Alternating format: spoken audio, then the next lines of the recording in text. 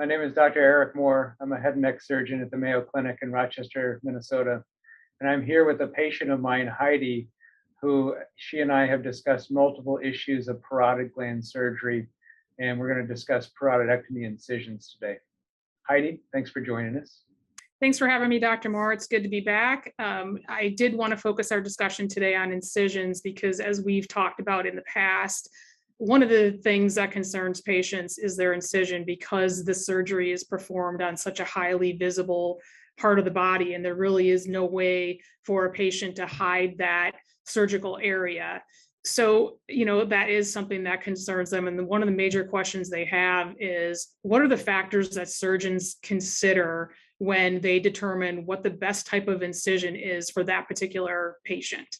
Most surgical incisions, Heidi, take into account predominantly exposure of the area that a surgeon's trying to get to. In the case of tumors, what we call exposure of that tumor and being able to see and visualize all the structures that are around it. Parotidectomy is unique among many surgical procedures that there's several factors to consider. Exposure of the tumor, so that takes into account the size of the tumor, whether we think it's benign or malignant, whether we think the facial nerve is involved or uninvolved, or whether the tumor is extending into other structures around the parotid gland. But also equally important, and to some patients even more important, is the cosmetics of the incision. So as you mentioned, the parotid gland sits on the face. Everybody is concerned about any type of incision they would have on their face and how it may affect their visage to the outside world. And so in parotidectomy, we're always trying to balance the cosmetics of the incision, trying to make the incision look as invisible as possible after it heals to the average observer, but also trying to gain good exposure to the tumor. So those two things will come into play, and the patient should have a conversation with their surgeon about what type of incision they will have for a parotidectomy. Otherwise, they may be quite surprised when they wake up from that procedure. So is the location of a patient's tumor something that will be taken into consideration as well, whether it's located in the superficial lobe versus the deep lobe? Yeah, so in answering that question, we should talk a little bit about parotid incisions. And so the parotid gland sits here in front of the ear on the face and a little bit below the jawline. And so incisions to get to the parotid gland usually occur somewhere in this area. The most commonly taught and used incision for parotidectomy is called the modified Blair incision, or an incision that starts in the crease in front of the ear, comes around the earlobe, and then typically down into a crease below the jawline and the neck for a variable degree. And that incision allows the surgeon to gain access to pretty much all of the parotid gland. The superficial portion, as you mentioned, the deep portion, good visualization of the facial nerve, visualization of one of the hardest parts to see through other minimally invasive incisions, the forward and down portion of the parotid gland right here. But the modified Blair incision has a downside to it. Particularly this portion that comes down beneath the jawline, even if placed well and well hidden in a skin crease and performed well, will leave some visible parotidectomy scar that's visible when you just look at a patient. So how long you make this incision will depend on what type of exposure the surgeon's trying to get. But the longer you make this portion of the incision, the more visible potentially that surgical scar would be. Now, in most patients, you can put that in a skin crease, and as the incision heals and matures and the color fades from it, it looks just like a crease in the skin. And so most people don't pick that up with their eye and say, well, that shouldn't be there, that's abnormal. And so we call that camouflaging the surgical scar. But if the incision doesn't heal well, if it develops a hypertrophic scar or excessive pigmentation in it or widening of it, then it will be something that looks abnormal and shouldn't be there and will be visible to the observer, and that can make the patient self-conscious and unhappy with the surgical scar. So there are other ways to hide that incision, potentially even better as far as camouflaging, but I always think about it as the more we shorten the incision, the more minimally invasive we become, the more difficult it is to see the tumor, the facial nerve, all the things that you need to see. And so very experienced surgeons can get very good at working through very small incisions. But as the tumor becomes larger, as the surgeon's experience maybe becomes a little bit less, all those things will then be compromised by a small or minimally invasive incision. So will the surgical approach change depending on the location of that tumor? So if it's in the superficial lobe versus the deep lobe, 'cause I think that's confusing to patients sometimes when these different locations are talked about, and then they're wanting to know, okay, well, what is my incision going to look like? And now because they're mentioning these different locations, is it going to be different than what I might see online? I think it can be. So I think different surgeons will have different comfort levels with different types of incisions. And so that's one reason why people with the same size tumor or same location tumor going to different surgeons may end up with a different incision, is because it may just come down to the comfort level of that surgeon using whichever incision they use the most often or are most comfortable with.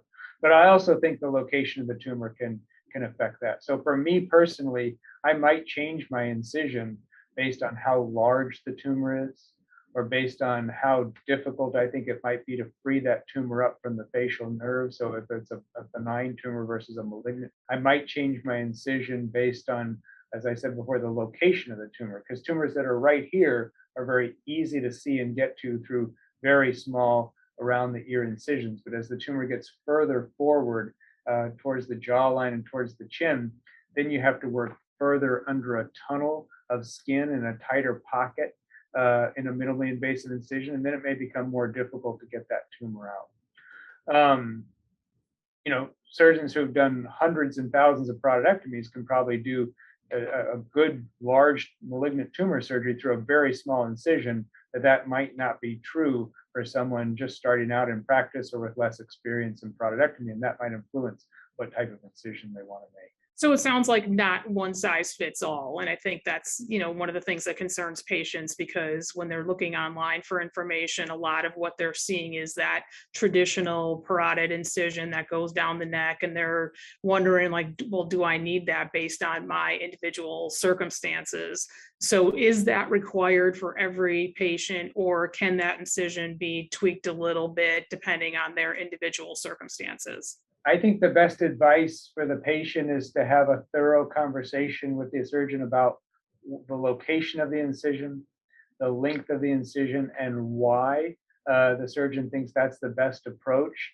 And the location and length of incision are only two factors out of very many that are important in the entire parotid surgery. So I don't advocate for patients to only go to a surgeon who's guaranteeing them a surgery through a little tiny keyhole incision, because that might not be the best thing for their particular tumor, and they might compromise the operation potentially by concentrating only on the incision and not on the other factors surrounding the entire surgery. But I think, as we've talked about before in many videos, the best thing is to communicate and have a thorough conversation and understand the reasons why that incision is going to be used, and make sure that they relay to the surgeon that they're very conscious of the incision and the surgical scar and the effects that will have, and come to an agreement about what the best thing is for that individual patient and situation.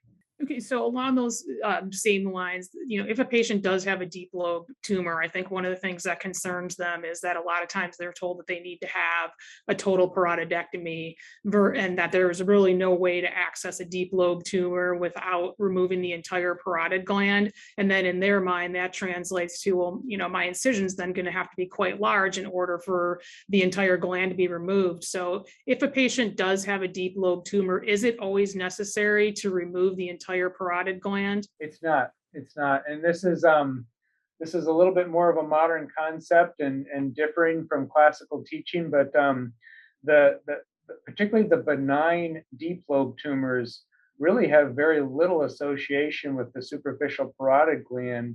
And just like we don't remove the deep parotid gland for benign superficial tumors, there's no real reason to remove the superficial gland for benign deep lobe tumors. The issue again is sort of one of exposure. So to define terms, what we're talking about here, The superficial and deep lobe of the parotid gland aren't really different tissues or different parotid glands. They're just a portion of the parotid gland that's separated by the facial nerve. So the facial nerve runs through the parotid gland and it divides it up into a larger superficial lobe that sits over the top of the facial nerve and a smaller deep lobe that sits beneath the facial nerve, and both portions can form tumors. So when a tumor forms in the deep lobe, it's beneath the facial nerve. To take that tumor out safely, it's imperative that you see the facial nerve and its branches and know where they are so that you can safely deliver that tumor out from beneath it. And to do that, you have to lift up some of the superficial parotid gland, but you don't have to remove the whole thing. In fact, there's a lot of good reasons not to remove it. If you hinge up the superficial parotid gland, see the facial nerve, and then take the deep lobe tumor out from beneath it, you can lay the superficial lobe back down. It still has blood supply to it, so it'll still live if it's been hinged up properly. And laying it back down has some substantial advantages.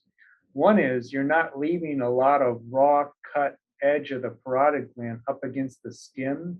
So theoretically, and in my experience, the chance of getting Fry's syndrome then is much less in that circumstance. The other thing is that when you can lay that superficial parotid gland back down into that bed, you no longer have to worry about a big contour deformity from taking out both the superficial and deep lobe. So you no longer have to think about doing a parotid bed reconstruction. Parotid bed reconstruction is designed to even out the two sides of the face and not leave people with a large depression there. But if you keep the superficial lobe in place, it looks largely even between the two sides, and you don't have to lay in a graft for reconstruction. And so you don't have to have another incision or movement of other tissue. It's a less complicated surgery. So a lot of good reasons not to take out the superficial lobe when you're taking out a deep lobe tumor. As far as the incision, again, it really comes down to where that deep lobe tumor is and how large it is, because you can take deep lobe tumors out the way I just mentioned through small or hidden incisions also. You just have to work a little bit more under a tunnel of skin, which is technically a little bit more challenging, but certainly not impossible to do. And so the fact that the tumor's in the deep lobe doesn't dictate that you, one, definitely need a large incision, and it doesn't dictate, two, that you need the superficial gland out. But you should have a discussion with the surgeon about these things because deep lobe tumors are uncommon. The techniques that I just described are even less common.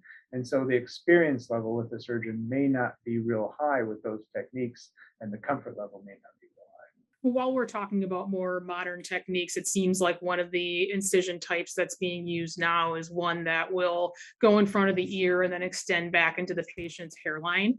And, there are some other considerations that patients have when that incision is being used, such as one of the things they can get concerned about is, are they going to have to shave my hair back in that area? So is that something that's going to need to happen? And are there any other considerations with that incision that patients should be aware of, just so they're not surprised when they wake up from surgery and find that their hair is shaved or something had to occur in order to use that incision?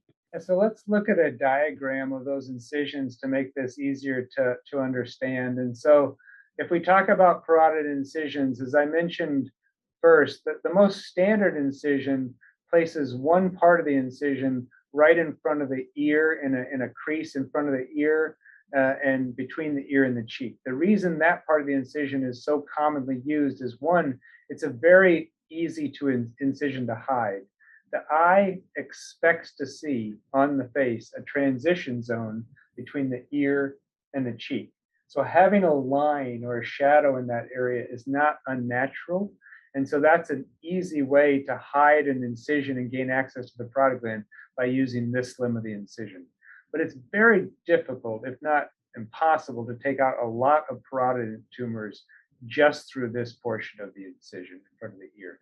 So you need a little bit more exposure, and there's several different ways to get that. In the classic parotid incision, you get it by bringing the incision down below the earlobe and then down into the neck and folding all that skin forward. Nice wide access, longer incision though.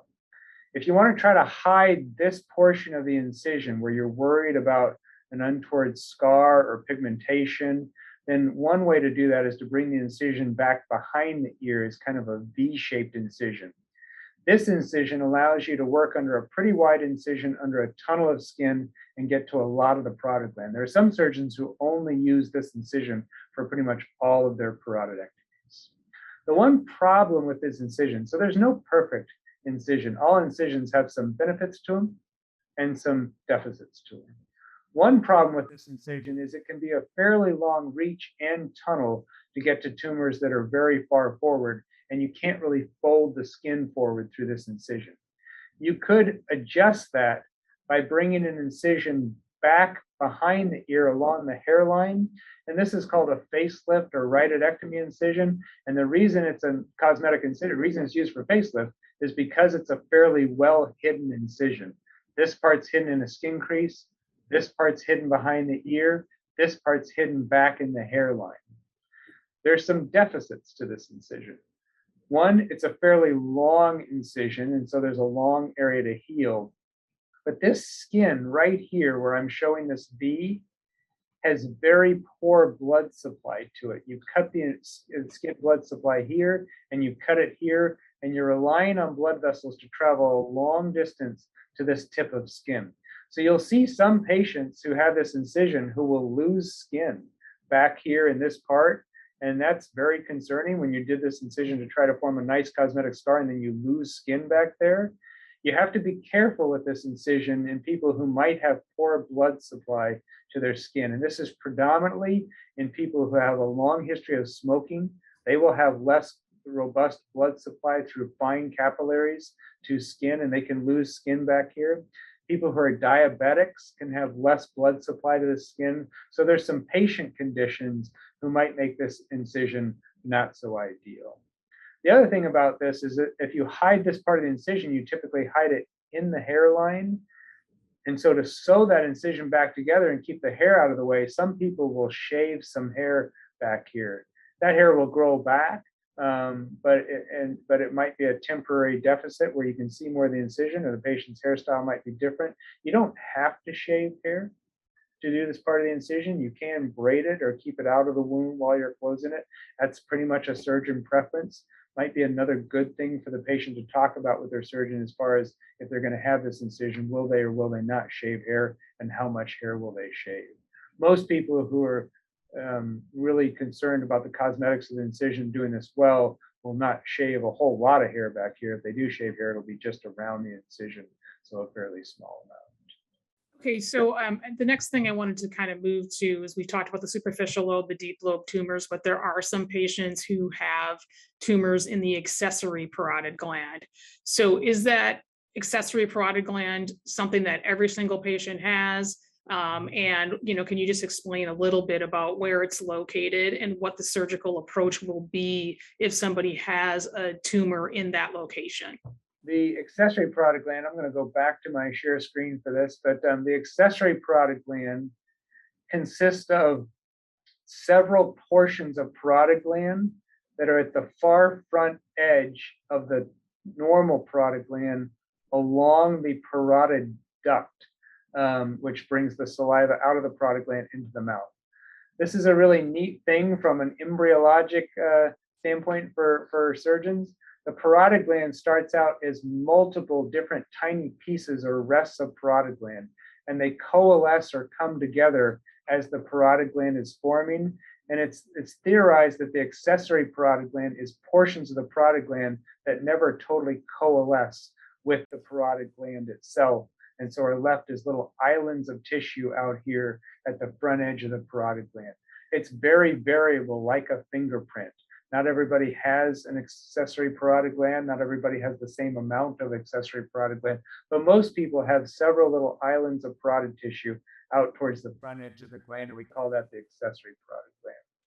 The accessory parotid gland may be different, though, than the parotid gland itself. Just like there are different incidences of benign or malignant tumors in the other salivary glands, like the submandibular gland or the sublingual gland, the accessory parotid gland tends to have a higher incidence of malignant parotid cancers in it than the parotid gland itself. So I always caution people that if you have a tumor that's far towards the edge here, feels like a little stone or rock right underneath the skin that you didn't have before, that's probably an accessory parotid gland tumor. And the chances are not insignificant that it might be an accessory parotid gland malignant tumor. So we take the vast majority of those out. Even more so than the indications for parotid gland tumor removal, I get concerned about malignancy in accessory parotid gland tumors. The neat thing about accessory parotid gland tumors is that you don't have to remove the parotid gland to get to them. And so that's my favorite approach to accessory parotid gland tumors, is to make the parotid incision, work under the tunnel, and then take out just the accessory parotid gland tumor and leave the parotid gland alone. Again, you don't have a contour defect that way. You don't have a chance of Fry's syndrome. You haven't put nearly as much of the facial nerve in play with that operation. The only technically challenging thing that you have to watch out for that is these tumors sit right next to the parotid duct. They have a little communication to the parotid duct usually. That's how they get their saliva out. And they sit right next to the buccal branch of the facial nerve. So when you're taking out an accessory parotid tumor, working right on it, you have to be very careful that you don't injure the buccal branch of the facial nerve, which is very small at that point, and that you don't injure the parotid duct and end up with a parotid duct leak or sialocele with removal of the tumor. So a little bit more technically challenging to take out, but still quite removable, and usually need to be removed because of the incidence of malignancy. There's other approaches to the accessory parotid gland. I've seen people make incisions right over the top of them and take them out. I don't like this approach. I don't think it's very cosmetic. And also it doesn't give you good appreciation of the parotid gland itself in case you have to do something there. So I don't think that's the best approach to them. And oftentimes that's done when people aren't aware that it might be a parotid gland tumor, and then you end up having to go back and do something else. You can take these out through the mouth, and I've seen that work well also. Again, you have to be careful of the buccal branch of the facial nerve and the parotid duct if you work through the mouth, and they're not as easily in view from that approach, so it takes a little bit more care and experience to do it that way. So now that we discussed the accessory parotid gland, there are patients who have tumors that are located in the parapharyngeal space. Can you talk a little bit about where those tumors are exactly located? And is that a more complicated surgical procedure than a tumor located in one of these other areas we've discussed? The parapharyngeal space is an area that's beneath the jaw, underneath the cheek. And so if I were to intersect my two fingers coming underneath my jaw and through my parotid gland, that's about the area where the parapharyngeal space would be. It's loaded with structures. So the parapharyngeal space has major blood vessels that run through it. It has nerves that run through it. It has a lot of different tissue types around it. But the most common tumor in the parapharyngeal space is actually a parotid gland tumor. There's two reasons for this. The parotid gland itself sits right next to the parapharyngeal space doorway. There's a little space between the jawbone and some dense fascia that the parotid deep lobe sits up against. And so the tumors coming off that portion of the parotid gland can grow into the parapharyngeal space and be parotid tumors sitting in the parapharyngeal space. Those are uncommon tumors, but they occur. There's also some salivary rests, so independent portions of parotid gland that probably sit in most people in the parapharyngeal space, and that can give rise to tumors. There are a lot of other tissues that can cause tumors in the parapharyngeal space. So you can have nerve related or blood vessel related or lymphatic related or related to fat and muscle tumors in the parapharyngeal space. Not every parapharyngeal space tumor is a parotid gland tumor. Certainly not every parotid gland tumor is a parapharyngeal space tumor, but you can have parotid gland tumors in the parapharyngeal space, and it's the most common type of tumor that occurs in the parapharyngeal space. As far as complicated, parapharyngeal tumors aren't all that difficult to take out as long as you have experience in taking out parapharyngeal tumors. And that's a tough thing because there are just not very many parapharyngeal tumors around. So it's hard to get a lot of experience with parapharyngeal tumors. And you might come across surgeons who took out a couple in their residency or maybe have taken out a few. You might come across surgeons who've done hundreds of parapharyngeal space tumors and everything in between. I would say that parapharyngeal space tumors are uncommon enough and complicated enough that you should, if you have one, you should definitely seek out someone who has a lot of experience. And the reason being is this: if it goes wrong, it goes really wrong. And so if you have a problem, it's hard to recover from it in the parapharyngeal space. Spilled pleomorphic adenomas are extremely difficult to deal with once they occur in the parapharyngeal space. And so you want that surgery done right the first time. And so I think the best advice there is to seek out someone who has a lot of experience in parapharyngeal space. So when you make that surgical approach in this location, are those common incision types that we've already discussed used for that, or is there a completely different incision type that would be used for a tumor in this location? The most common incision for a parapharyngeal space tumor is a submandibular incision. So just an incision right under the jawbone, that bottom limb of the modified Blair incision, or a modified Blair parotidectomy incision. Those are the two most common incisions used for parapharyngeal space tumors. But you can take out parapharyngeal space tumors through pretty much all of the other incisions that I just mentioned. Also, you can take them out through facelift incision approaches, through smaller V-shaped incisions. It depends a little bit on the size of the parapharyngeal space tumor and the type of the parapharyngeal space tumor and the comfort level of the surgery. What about robotic in surgery? Can that be utilized for a tumor in that location? Yes, so thank you. That's another completely different approach for parapharyngeal space tumors. Because of the tumor location, it actually is closer to the area right above the tonsil in the mouth than it is the skin of the neck. So from a pure distance standpoint, it's actually closer through the mouth. And the mouth offers the one advantage is that it's a completely hidden incision, so completely cosmetic compared to any of the facial incisions that I just described. There are ideal parapharyngeal space tumors to take out through the mouth, and there are really poor candidates of parapharyngeal space tumors to take out through the mouth because of the exposure that you can get through the mouth. So those parapharyngeal space tumors that are benign parotid gland tumors and a couple other benign different non-parotid tumors that are very well encapsulated, not all that large, maybe 2 centimeters or less, so that you can kind of work around them without putting very much pressure on them, and that are not connected substantially to the parotid gland or anywhere near the facial nerve, are reasonably good candidate parapharyngeal space tumors to take out the mouth. And there's been some good reports of series of patients who've had parotid gland surgery done through the mouth that way successfully. But there's a lot of poor candidates. So the larger the tumor gets, the higher it gets towards the skull base, the more intimately associated with the parotid gland it gets. Then you can run into some real problems trying to take those tumors out through the mouth. And malignant tumors are not great candidates to take out through the mouth. So you have to really have great imaging of the tumor.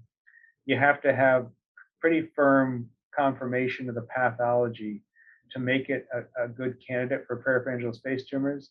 And again, the worst thing that can happen with a parapharyngeal space benign parotid gland tumor like a pleomorphic adenoma is that you can spill it and break its capsule. And the large series of robotic performed oral surgery removal of these tumors had a high incidence, 30% or more in some of them, of spillage of the tumor. And I don't really think you've done a patient a great favor by making a really great cosmetic incision, but condemning them to a potential life of recurrent tumor. So you have to have a really great tumor, I think, to make that a good approach. So due to the location that you've described for a parapharyngeal space tumor, there are some patients who have gotten advice from other physicians that it was necessary to break their jaw in order to access the tumor in that location. So if a patient does receive that advice, is it always necessary or is it ever necessary to break someone's jaw in order to get to the tumor? It's extremely rarely necessary.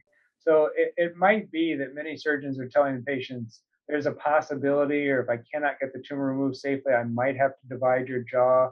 And people might interpret that as my jaw is going to get divided. It might be that many patients are hearing your jaw is going to need to be divided. But, you know, here we've taken out hundreds of parapharyngeal tumors, and the number of times that we've had to do a mandible split is exceedingly rare. And it was almost always planned because it was a malignant tumor that involved the carotid artery of the skull base, and we knew we were going to need that kind of wide exposure. most parapharyngeal tumors can be delivered out of the parapharyngeal space quite well from below the jaw and do not require more access than that. An extremely large tumor, a malignant tumor that's all wrapped up in nerves and blood vessels, maybe that would need to be the approach. We've just historically performed fewer and fewer and fewer jaw divisions, even for malignant cancerous tumors over the years as we've gotten better at taking out tumors through less invasive approaches. I'm not saying that the jaw division is not a good operation for some circumstances, but it's exceedingly uncommon. And I don't think you would ever need that for a benign. So you've mentioned a couple of times the sublingual gland as well as the submandibular gland.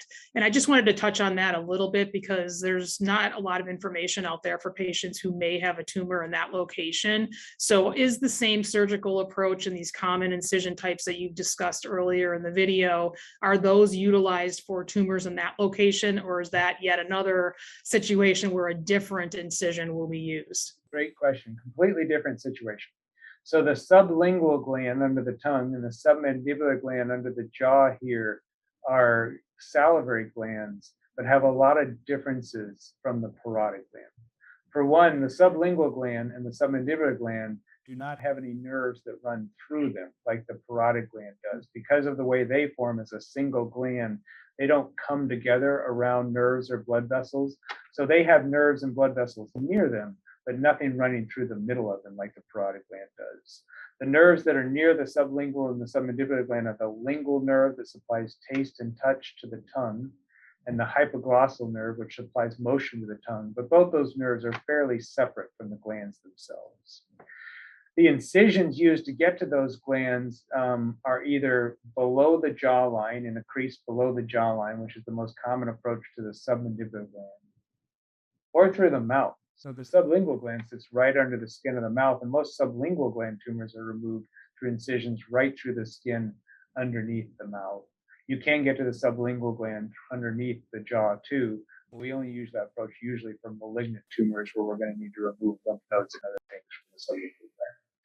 They have different kinds of tumors in them. So the sublingual and submandibular gland more commonly have malignant tumors in them than the parotid gland, and they have different kinds of cancers than the parotid gland has as their most common types. But the incisions are different, underneath the jaw or underneath the tongue.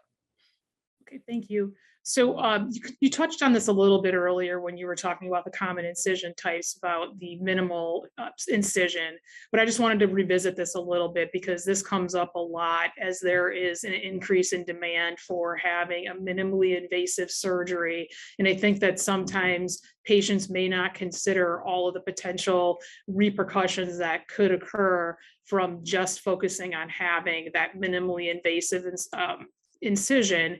And so are there things that, patients should consider that could occur if you just focus on that small incision? Yeah, you and I have spoken about this a lot. I think the incision is important. I talk to patients a lot about the incision, and I'm very cognizant and respectful of the fact that nobody wants a large incision on their face that's visible. And so we go to great lengths to try to make sure that that incision looks good and that it meets the patient's expectations. But it's not the only factor in the operation. So depending on your skin type and how you heal from other incisions, and how thick your skin is and how thin your skin is, and all those things that can factor into how an incision looks, I think that should be part of the conversation. And making a standard parotidectomy incision around the ear and in a skin crease in people with light, thin skin is a great incision and usually heals exceedingly well. And people look at the incision afterwards and say, well, my incision is longer than that person's. But when you look at them 6 months later, you can't even see the incision. Mhm. It's healed so well. So I don't think it's the only thing to consider. I do worry about people who insist so much on such a tiny incision that very little tissue is taken out, and they end up with a subtotal removal of their parotid gland tumor and have to come back. We see this in sometimes when people have a tiny incision, a very minimally invasive parotidectomy, and then find out it's a malignant tumor. And then you have to go back and then check the margins and the lymph nodes and things like that. And so you want to factor all of these things in. And the incision's one important part of the operation, but the pathology of the tumor is very important. The likelihood of having a recurrence is very important. Whether you need to remove lymph nodes or not as part of the operation factors into the length and placement of the incision. And so all these things need to be taken into consideration. And you said it best at the beginning of this. There's no one size fits all for every single situation. Everybody's situation is a little bit different as far as their skin type, their healing, their type of tumor, the experience of their surgeon, the size of the tumor, the location, whether it's benign or malignant. All those things will factor in. And then after those things are factored in, there's going to be a situation, it's an incision that probably is ideal for that situation, which may be very different from the person next door or the next patient. Is there a concern that this minimally invasive surgery will then lead to more recurrences down the road, or do we just not know yet because not enough time has elapsed between when this has been used more commonly to see if we will have an increase in recurrence rate because of it? Right. So the trend is to make smaller incisions. That alone doesn't affect the recurrence rate, I think, but it sometimes dictates the degree, extent of the operation, and then also to remove less and less and less parotid gland. But I think that the data would show that that alone probably is not going to lead to a higher recurrence rate, but how it is done might lead to a higher recurrence rate. So if you're doing a very minimalistic removal and the tumor ends up being a actinic cell carcinoma or a malignant tumor, then I think we're probably going to see more revision operations and higher recurrences.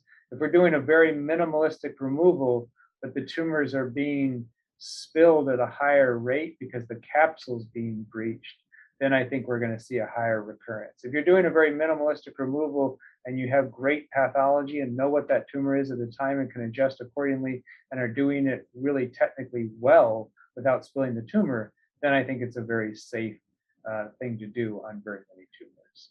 And so the problem is that you can write a paper or publish a series or talk about a technique, but it's not applied the same way in every single place by every single surgeon.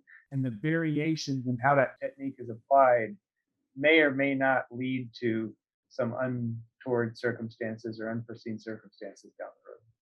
Excuse me, we know from history that when we were doing larger parotid operations, we were probably having more complications of the operation like Fry syndrome and like cosmetic defects, but we were starting to see over time a much smaller recurrence rate.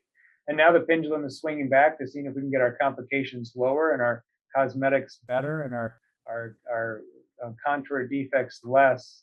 But we may see that the recurrence rates go up because of the emphasis on those things. That remains to be seen. So you mentioned revision surgery earlier, and I wanted to touch on that next. As we've discussed in other videos, the recurrence rates, if a tumor is removed completely incorrectly the first time, should be very low. However, there are times when a patient may find themselves in a situation in which they do have a recurrence. So when that happens, is the same incision line used that was used for the original surgery, or is there a new incision that is then used for any subsequent revision surgery? Most often, if I have a patient coming back for a recurrent tumor and they've had a previous operation, I try to use the same incisional scar that they had for their original operation if it's within reason. So if it's in the right location that I can use it and it's not going to cause an untoward scar. Making multiple incisions and having multiple incisional scars generally isn't a great cosmetic idea. And so I try to use the incision that they had before, sometimes cutting out the scar tissue and reclosing it and maybe making the incision look a little bit better. But if the incision's in a location that I can't use because it was too low or too far forward or something like that, then I'll make a new incision. So does having, repeated incisions in the same location have an impact on the subsequent healing of that incision then? Not so much. I mean, it's pretty common in surgery to use a previous incisional scar for another incision in various parts of the body. And normally it doesn't mean that the scar is going to heal poorly. It's a good general rule. If the scar is wide or the scar is very thick or something like that, just to take out the scar tissue and reclose the incision with the fresh skin, and that'll make it look a little bit better. But it's not the kind of thing that you can't have multiple incisions or they won't heal. Okay, so now that we've talked about the incisions themselves, let's talk about the closure of incisions and how are your parotid incisions typically closed? Well, first of all, I have a lot of patients say, boy, my incision looks great. And they attribute it to me, and I had nothing to do with it. We're very fortunate that the facial skin heals exceedingly well. There's factors that make skin heal poorly or better. And those factors have largely to do with how much blood supply the skin has, and also some factors in density of hair follicles and sweat glands and other things like that. But the facial skin usually heals exceedingly well. And so the surgical incisional scars usually are cosmetically very acceptable. But you can affect that somewhat to how you close it. So the factors involved in closure is you want to put in as few sutures as possible to take the tension off the skin and hold it together for an adequate period of time while it's healing. So you're balancing a race between healing and excessive scar tissue. And the more foreign material you put into that skin, the more stitches you put in there that are foreign material, the more potential you have for scar tissue reaction and an untoward scar. So we try to close the deeper part of the incision with a monofilament, meaning kind of like fishing line rather than braided. And that tends to form less inflammatory reaction in scar tissue stitch that will dissolve over several weeks' time. The several weeks is important. If it dissolves too quickly, there's no tension taken off the skin and the scar might widen. Too many weeks and you have too much foreign material in there and you might form suture marks or granulomas around it and feel those things or see the stitches. And so we try to get a fairly rapidly absorbing suture, but not too fast, of monofilament to take all the tension off the skin. And we use just as many stitches as we need to pull all the skin edges together without any tension. That's the underlayer. The overlayer is designed to pull the fine edges of the skin together where the keratinized skin is and hold that together precisely while it heals. And it heals very quickly. You can put in very fine monofilament stitches to do this, sutures to do this, like Prolene stitches, and that's a cosmetic closure. But the problem with Prolene sutures is you then have to go take them out fairly rapidly, otherwise they'll form suture marks. So you need to get them out of there within 5 to 7 to 8 days time. So the patient has to come back for another procedure in the office to have the stitches removed. So we put monofilament beneath the skin, and then we put Dermabond or glue over the skin. I like glue closure for a couple reasons. One, you don't have to take it off, or it goes away largely by its own. You might have to work at it a little bit to get it off, but you don't have to go back to the physician's office to have it taken out. It forms a nice barrier over the incision. So as soon as the patient leaves the operating room, they have an occlusive barrier over the skin. So it tends to decrease the chance of any bacteria getting in there, any inflammatory reaction, any infection. And it covers it nicely, just like a dressing that's very thin, so they don't have to wear anything over the incision. And it's waterproof. So you can go ahead and get it wet and shower with it. And once it comes off in a week or two with a little bit of work, then you can start applying something to sort of hydrate the skin. I use Vaseline ointment. It works extremely well as a scar gel, and you can use that for a few weeks. And that treatment alone is, I think, the ideal way to keep the skin from scarring excessively and to make the incisional scar look the best. There's a lot of products on the shelf or prescription that you can also apply to the incision for wound care. And a lot of these products have merit behind them and value, but there's been nice controlled studies of Vaseline ointment and all of the other scar gel ointments, and except in extreme circumstances where you might be dealing with an inflammatory reaction or infection or something or need something more, Vaseline ointment is very inexpensive, easy to get, fairly inert, the skin doesn't react to it. I've yet to have a patient get an allergic reaction to it. And so that makes an ideal scar wound dressing, I think, that works just as well as a lot of the other tapes that you can put on or salves or ointments that you can put on that also work, but cost more money. So if somebody is going to use one of those, Vaseline or one of the products that you just talked about, I think a question that comes up a lot with patients is when should they start applying that? If they had sutures or stitches used to close their wound, they could start applying it right away because it also will soften up the Dermabond and take it away. I tell people not to start using it for a week. After 1 week, that skin surface is healed in most patients, and then they can start to get the glue off and apply other things without worry that the incision's going to come apart. Okay, so you just touched on this a little bit, but if a patient has a question of how long can I expect my incision to take to heal, you just said 1 week. Is that typically how long it takes for each patient? So the strength of the incision, I mean, the strength of the scar tissue is probably reaches a maximum somewhere around 3 to 4 weeks. But the skin surface itself is pretty well healed, usually in about a week to 10 days. And so, for most patients who don't have delayed healing for some other medical or physical reason, the incision is healed from the standpoint that they don't need stitches in it and they don't need to treat it too differently than the surrounding skin in about a week to 10 days. Now, it's still going to, healing is a complex word because that can mean many different things to many different people. The scar is not fully matured and in its final form as far as color and texture and thickness for sometimes 6 months to a year. And so a lot of times people will look at their scar in a month and say, well, this is not what I wanted, or this doesn't look good. Can I get a scar revision or have something done with this? And my general advice to patients for any surgical scar is to wait, because they continue to change month to month to month for 6 months to a year. You don't want to rush in and take it all out and do something else before it's gotten into its final form. And almost invariably, in all surgical scars in the body, they will get better over time rather than worse, unless there's something going on like hypertrophic scar formation. So parotid incisions usually heal well in most people. You will see people with untoward color or dark scars or wide scars or hypertrophic scars, but that's the exception rather than the rule. And if you treat them like we just talked about and give them time, most of them will heal exceedingly well. So can that discoloration also be caused by not using sunscreen? And is sunscreen something that patients should be using on their scar for a while? Definitely. So surgical scars will form hyperpigmentation in them with sun exposure, especially for up to about a year's time.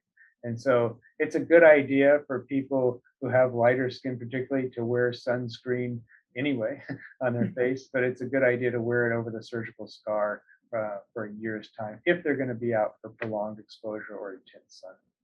Okay, so I just wanted to talk about a couple of common side effects that may occur as it relates to incisions. And one of those things is that patients get concerned whether or not their incision is infected. So, what are some signs and symptoms that may occur that would give them some sort of clue that this is infected? And if it is infected, what should they do? So it's actually more common to get tissue reaction and sort of an allergic type reaction to sutures. I've had it to Dermabond, the glue, to ointments that are used, to prep that's used in the surgery, than it is to get a surgical site wound infection in a parotid bed. So parotid bed skin rarely gets infected. It's prophylactic antibiotics are used in surgery for a lot of things, but for parotidectomy, the surgical best practice is not even to use prophylactic antibiotics because it so rarely gets infected because of its rich blood supply and where it sits. But if the incision is really raised up, the incision itself really swollen, very red and irritated, painful to the touch, or has yellow, green, white pus coming out of it, that's a warning sign that it should be looked at and considered for an infection. But that's very uncommon. In fact, most of the incisional problems where I've had where it's really red and angry looking have been more commonly allergic reactions than they have been wound infections. So you touched on the surgical glue earlier and mentioned that, there are times when it can be difficult to get off after surgery. So what are some tips and tricks that people can use to get that surgical glue off if in fact it is difficult to remove? And at what point should they start taking action to try to get that glue off that incision? The glue, if it stays on for more than 2 or 3 weeks, starts to get kind of dirty appearing and can start to irritate the skin. And so I always encourage people to get the glue off and not just let it sit there. The natural reaction is I've had this surgical incision and it's all closed and I don't want to touch it or mess with it. But you actually have to touch it and mess with it a little bit to get the glue off. So at 10 days, I tell people, wash it every day, starting on day one with soap and water and keep it clean. But at 10 days, start to do active things to help get the glue off. It's soluble, so putting Vaseline ointment on it helps soften it up and detach it and get rid of it. And sometimes that alone will do it with that, a little washcloth. Other times that won't be enough. And so you have to sort of work at it with a washcloth or even pick at it with tweezers to kind of pick it off and pull it off. It'll come off fairly easily at that point because the skin starts to kind of proliferate beneath it and it'll sort of loosen it up. But at 10 days, start to get the glue off. And if the glue's still on there by 3 weeks, you're probably going to have a problem with it. Another thing that occurs to after surgery to a lot of patients is that their ear is swollen. So is it, due to the location of the incision that causes that to happen? And then how long can a patient expect for it to take for that to resolve? That can somewhat relate to the incision. And so one of the beauties of this type of incision is it's very well hidden. But one of the downsides of this incision is that it chokes off the lymphatic supply to the earlobe. This part of the ear is cartilage and won't swell all that much, but the earlobe is just basically soft tissue, skin and fat and blood vessels, and it can swell very easily, like the eyelids can get very swollen. And so you can develop lymphedema or just swelling of the earlobe, particularly related to this type of incision. And so I didn't see earlobe swelling as much until I started to make smaller V-shaped incisions. And you have to know about that. It's not permanent, but it can last for a while. If you think about what has to happen there, basically the lymphatics have to grow back in and reestablish themselves to the earlobe to drain out tissue fluid, which accumulates in our tissues all day and night. And so that can take weeks to months for that to calm down. I have a lot of patients with parotidectomy say, well, my ear looks a little bit different and it doesn't look the same. So ears, we don't pay much attention to them until we start paying attention to them. But everybody's ears sit at an actually slightly different level. And if you measure them, are different sizes. And if you get a little bit of swelling of the earlobe, it can make your ear look different to you. And so that's a known, usually temporary, but can last for a while complication, I would say, of parotidectomy. And it will vary a little bit with what type of incision. In addition to the incision, a lot of patients will also have a drain placed in that surgical area after surgery, which sits near the incision. And a lot of patients are, concerned about how they're supposed to manage this drain, especially if they have to go home with the drain. So do you have any advice for patients who are in that situation and things that maybe they should look for or look out for if they do have to manage a drain at home? I am not brave enough to not drain parotid incisions. I know some people who don't do that, but I typically get out about 25 to 30 cc's of blood at a minimum after a parotidectomy over a 12-hour period. And that's just going to sit under the skin and be swollen and have to be resorbed. So I drain all of my parotid incisions. I usually try to bring the drain out back behind the ear so that the drain side itself doesn't really show either. But you can bring the drain side out in different locations, and where you put it will affect how people feel it. Because if the further back behind you bring it, actually, I think it's a little more uncomfortable because you might lie on it or when you're sleeping or turn your head, but it's a more cosmetic place to put the drain hole. How long you keep the drain in is very different with different surgeons. I usually keep my drains in for about somewhere between 18 to 24 hours and take them out fairly quickly. I think most of the fluid that you get out is in the period right after the operation and a few hours after the operation, then really it slows down. Some people will keep their drains in for several days. I think what they're trying to do in that circumstance is potentially drain out saliva and prevent a sialocele, which can go on for a while. We try to combat our sialoceles a different way, which we can talk about, but I usually don't try to drain that to completion. If you're trying to drain to completion to prevent a sialocele, you might have to leave your drain in for a week or more because that's the risk period that you have it. As far as how to manage the drain, again, these rarely, if ever, get infected. If you leave them in for a long time, you might get bacteria along the drain site and get them infected, but that's uncommon. So you basically just have to keep the drain site clean.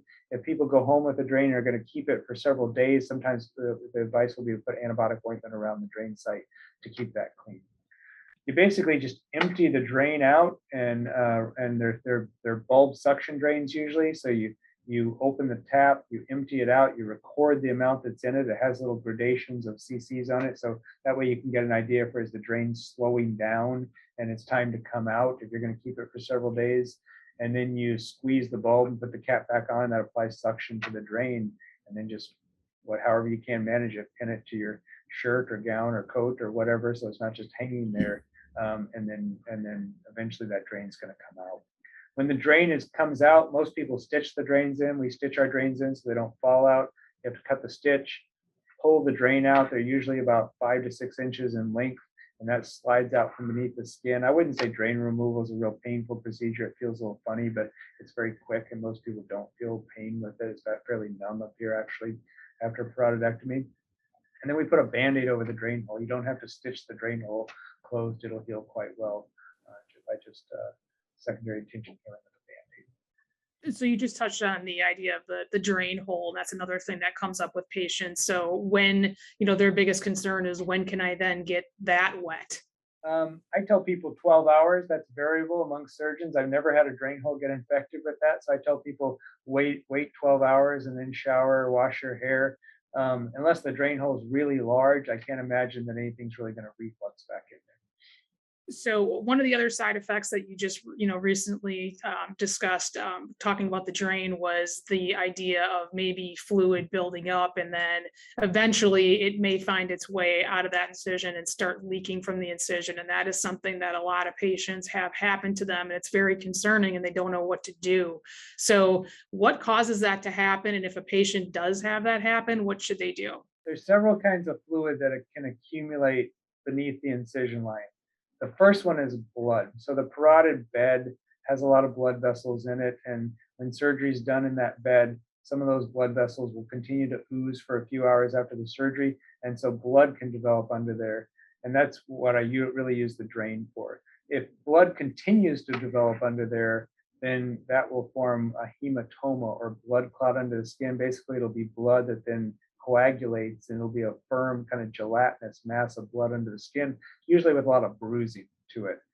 Hematomas take a long time to go away if they're not drained out. So if a hematoma forms, what's going to happen is it's going to form a coagulation sort of gelatinous blob, and then that's eventually going to break down and liquefy after about 10 days, and then the body's going to resorb it back, and that's about a 2 to 3 week process.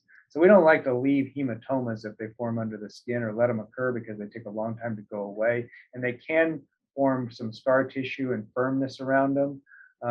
Fortunately, hematomas are not very common. About 2 to 3% of parotid glands will get a hematoma across the board. Not all that common, and usually the drain will drain that out and take care of that in the first few hours. The second thing that can occur is a seroma. Serous fluid is basically serum that kind of leaks out of vessels, and it can accumulate in a wound, and that's sort of straw-colored yellow fluid. It doesn't coagulate or form a gelatinous mass. It stays as liquid.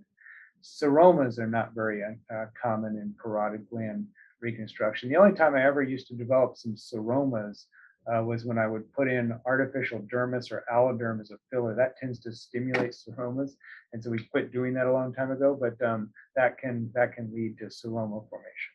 The most common fluid that occurs under a parotid gland, and this makes sense based on knowing what the parotid gland does, is saliva.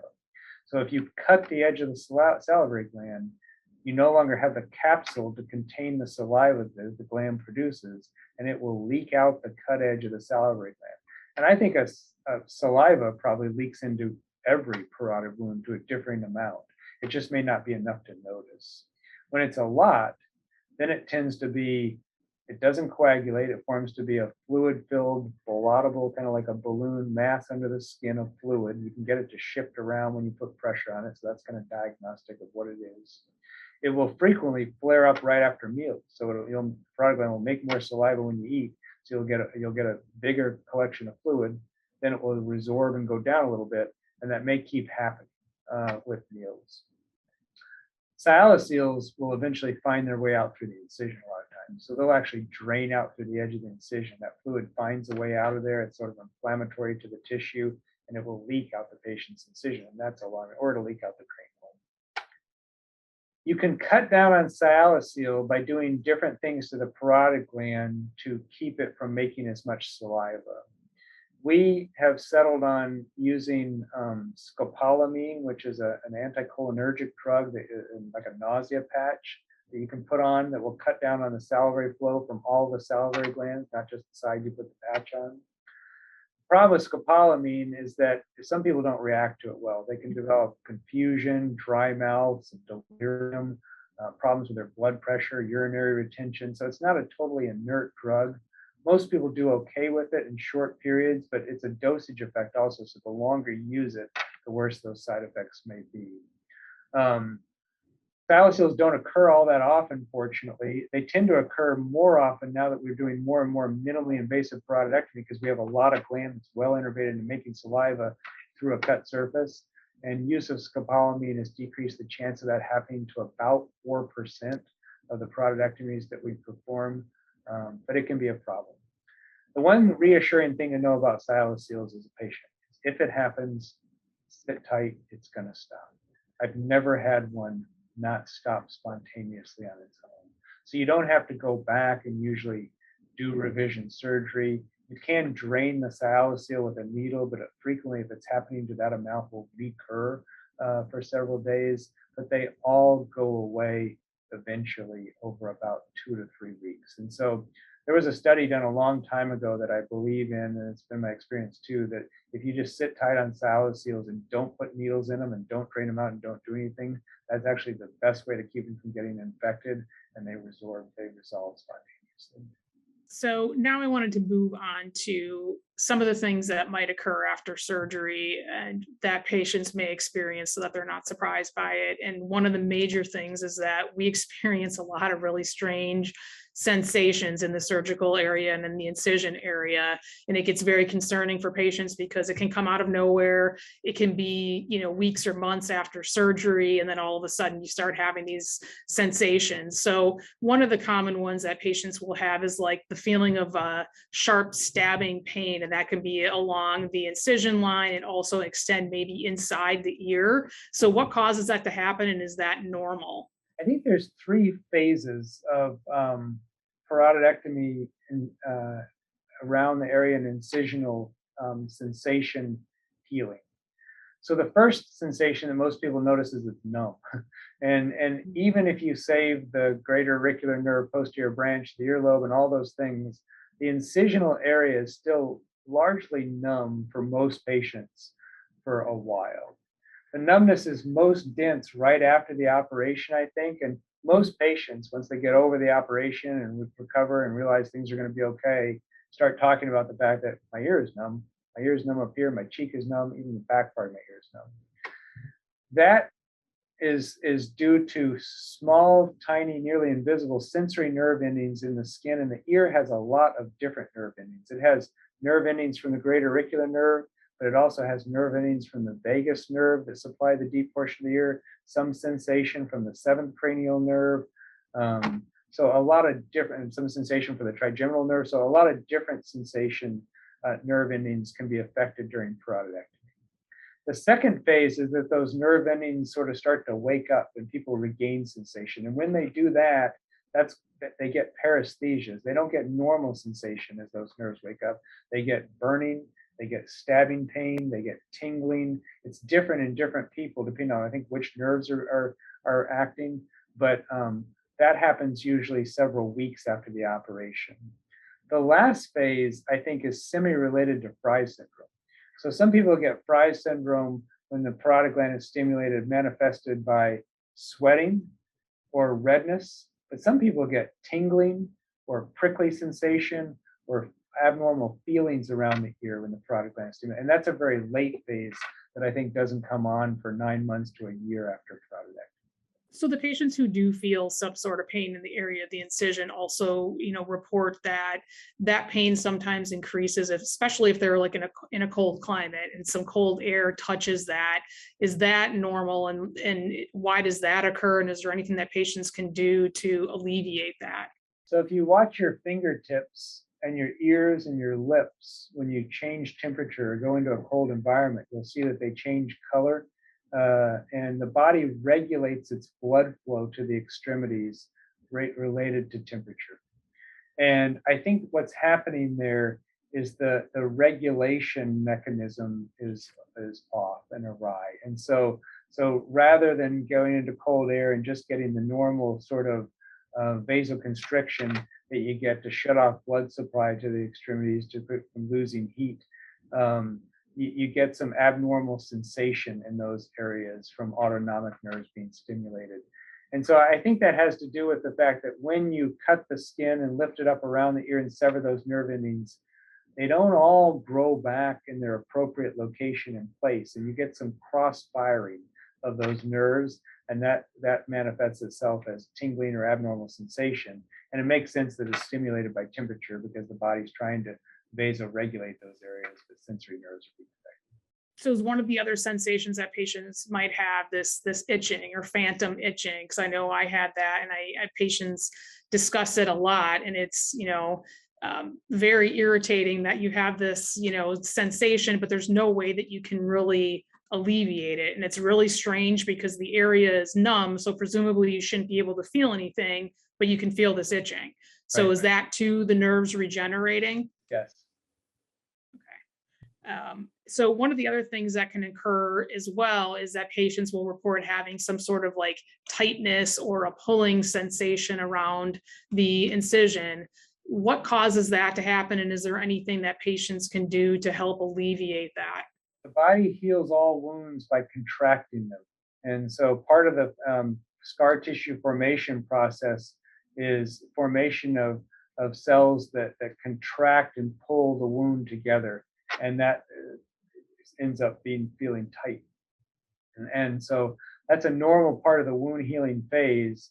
And it tends to get better over time because after that contraction occurs, there's some eventual kind of stretching of those fibers and loosening. If it's really problematic and the sensation is really uncomfortable, you can alleviate that with therapeutic massage and trying to break down some of that scar tissue. But I usually don't have people do that too early. I think you let the inflammatory response and the wound healing response go through its phases. And then if several months later there's a feeling of tightness and squeezing, and then you can start doing massage on that and try to stretch that out a little bit.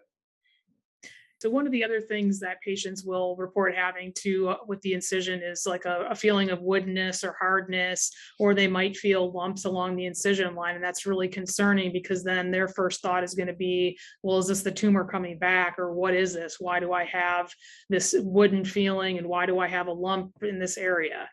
There's several things that can cause lumps. So sometimes the stitches that I mentioned underneath the skin take a while to dissolve, or the body forms scar tissue around them, and people can feel that as lumps along the incision line. Almost no parotid tumors recur along the incision line. So not never, but almost never. So you can relatively be reassured that lumps that you feel along the incision line are scar tissue developing either from those stitches or just scar tissue along the incision line.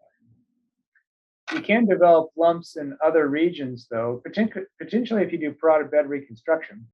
So you're putting in fat grafts, or you're putting in artificial material, or you're rotating muscle grafts into the tissue, into the bed. Those can be those can swell and be firm early and can develop scar tissue late, and it can feel different than the surrounding side. And so sometimes that's a cause of lumps. You can form neuromas. So the greater auricular nerve, if you cut across it, will typically form a neuroma right at the end of it, and people will feel that as a painful lump right about here. Now that can occur during some parotidectomies. And finally, it could be recurrent tumor. So you can't ignore all lumps. So lumps that are getting firm and enlarging probably need to be checked out because you can form recurrent. And one other thing that typically occurs along the incision line or near it is bruising, and that also is alarming to patients when they see that. Separate from the hematoma that you talked about earlier, this is just more of like a greenish or yellowish bruising, and then patients are wondering, well, why did that occur, and how long it will it take for that to resolve? Yep. So bruising is bleeding into the skin or under the skin that shows up as starts out as bluish purplish and then fades into kind of yellow greenish and sinks down by gravity and then eventually fades out. So that process or that I just described takes about 2 to 3 weeks. And it depends on the amount of bleeding that you get into the skin. If you get a hematoma, so that blood clot under the skin that I talked about, you're likely going to have bruising associated with it. That almost always goes hand in hand. But not all bruising means you have a hematoma. Some people just get bruising from the skin alone. It has to do a little bit with the fragility of blood vessels in the skin. So typically older skin or really thin skin and really fragile skin from some autoimmune diseases and things like that will bruise very easily.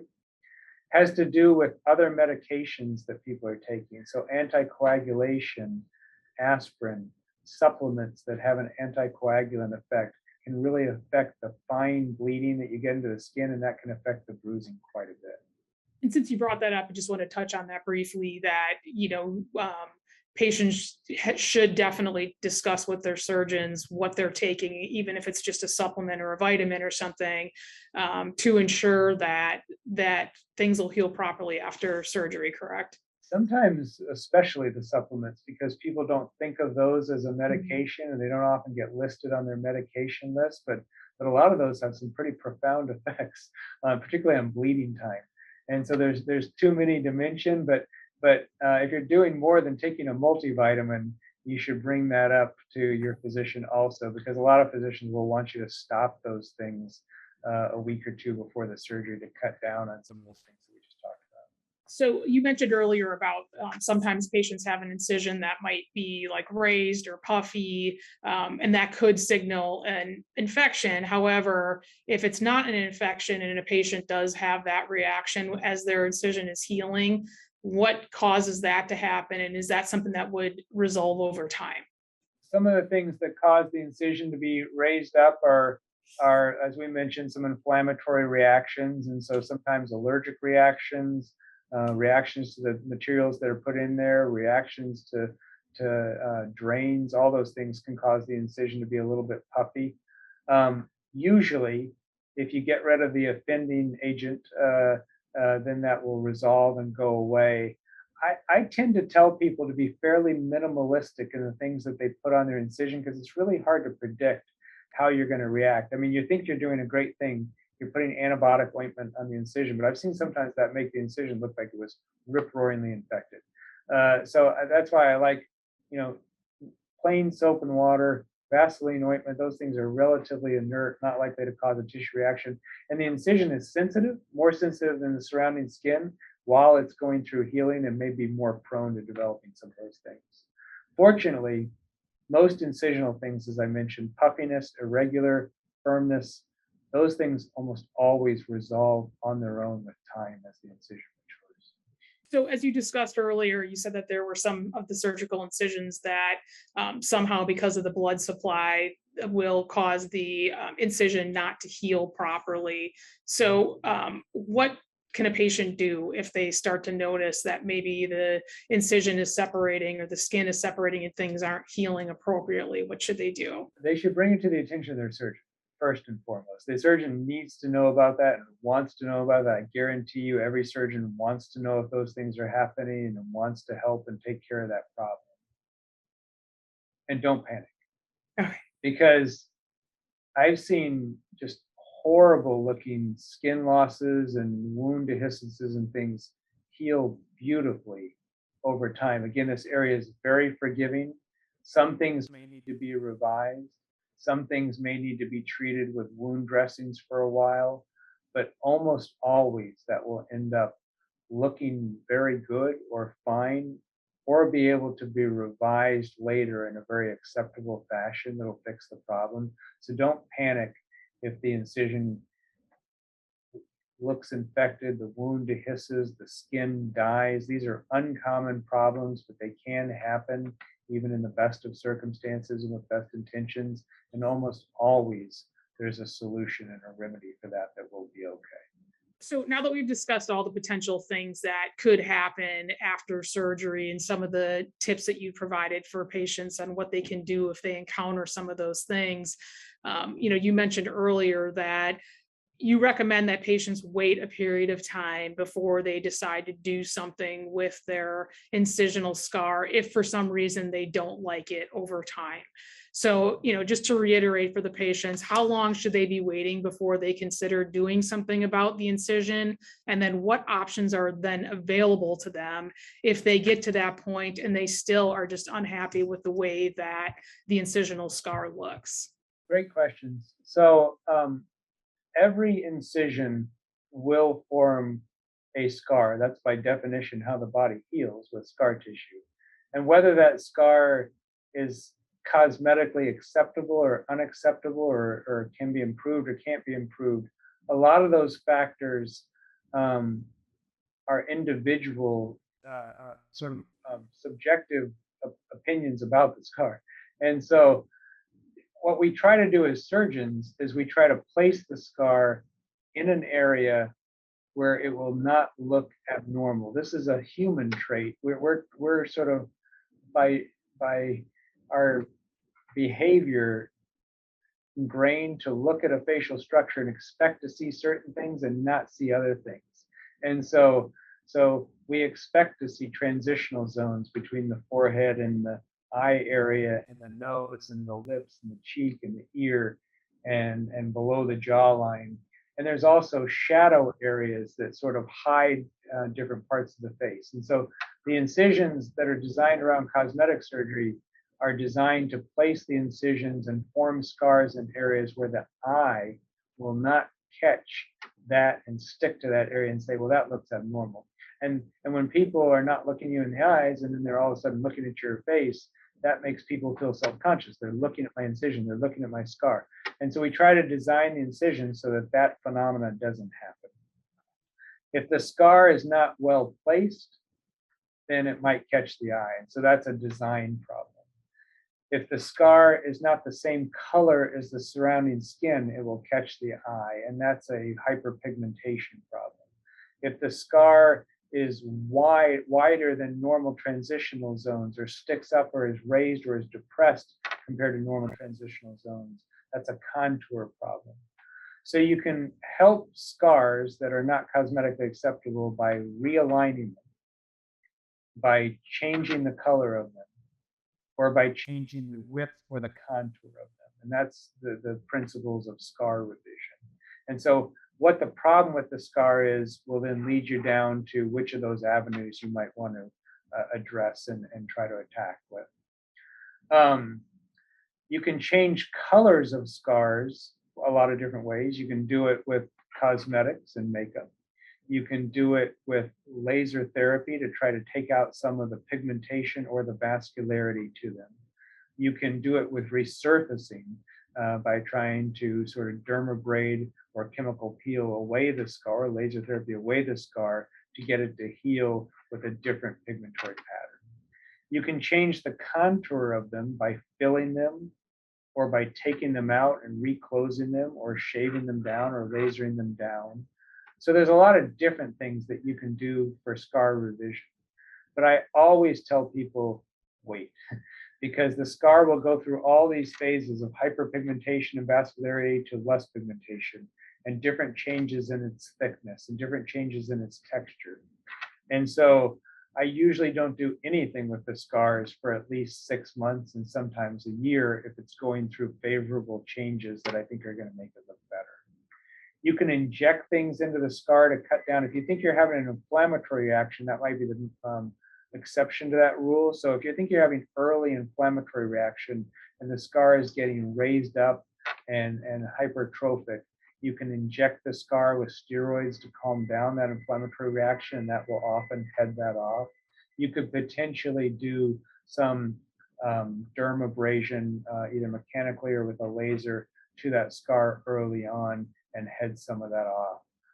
So there are some things that you could do to intervene early, but in general, I don't intervene till late. And quite honestly, Heidi, I've probably revised fewer than 1% of the parotidectomy incisional scars that I make, because if they're designed well and closed well, and we go through these areas of wound care that we've discussed, most of them heal exceedingly well.